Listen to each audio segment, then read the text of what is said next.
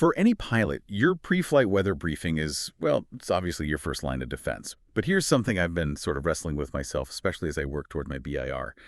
Are we truly reading it, diving into the details, or just glancing and kind of hoping for the best? The sheer amount of data can feel a bit much sometimes. Where do you even start to find the real gold? That is the critical question, isn't it? Especially for anyone aiming for that ESA BIR, or really anyone flying IFR in, say, a typical GA aircraft. It's not just about ticking a box for an exam. It's really about understanding the sky you're about to fly into. So today, let's do a deep dive into 3 foundational pillars: your real weather toolkit, METARs, TAFs, and SIGWX charts. These aren't just acronyms to memorize. They are your eyes and ears for making genuinely informed decisions right there in the cockpit. Okay, yeah, let's unpack this. Because for someone like me, doing the BIR training, understanding these isn't just theory. It feels like survival sometimes. Starting with METARs, we hear they're an instantaneous snapshot. Fine. But what are the real limitations of that snapshot, particularly when things are changing fast? That's a great point, a really practical one.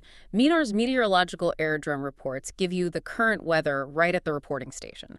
So we're talking wind, visibility, clouds, temperature, dew point, QNH, the basics. What this means in the cockpit, for you as a BIR pilot perhaps, is immediate insight. Is the departure runway actually clear right now? Is your destination socked in with fog? But here's the catch, the nuance you mentioned. An airport just, say, 5 miles away might have totally different conditions. Microclimates, developing fronts. Examiners, sure, they expect you can decode it. But what really matters in flight is knowing it's just one point in time and space.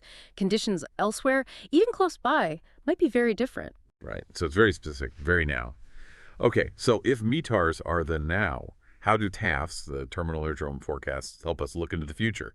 And what's the trick to reading those probability things, the tempos and POs? They seem a bit vague. Yeah, the TAFs are your strategic planning tool.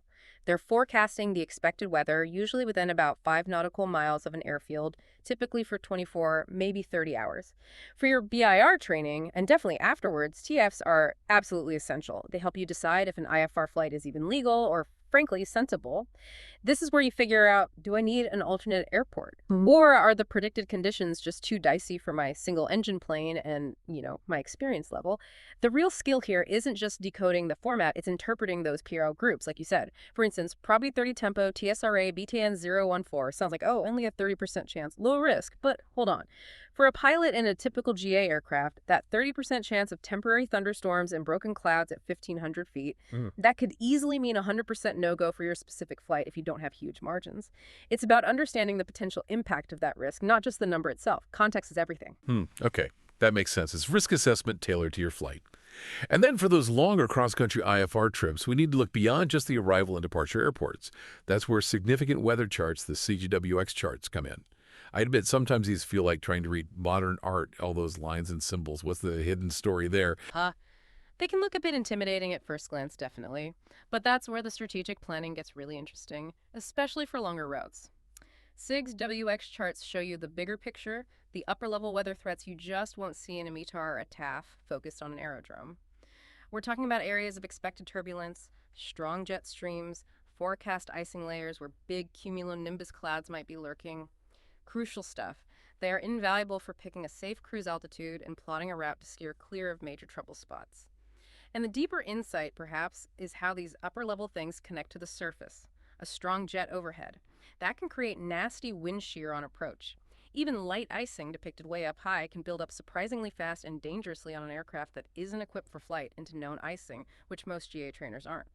Planning a 300-mile trip, these charts tell you whether to go high, low, or maybe even take a completely different route. It's about seeing the whole atmospheric setup. So it's really not just about decoding the symbols and numbers. It's about interpreting what it means practically, like those PRB30 groups, or seeing how a jet stream might affect your approach. It sounds like getting good at this really changes you from just like a data reader into an actual decision maker in the cockpit. Precisely. That's exactly it. For any IFR flight, mastering the interpretation, not just the reading, but the interpretation of METARs, TAFs, and SIGWX charts is, well, it's non-negotiable.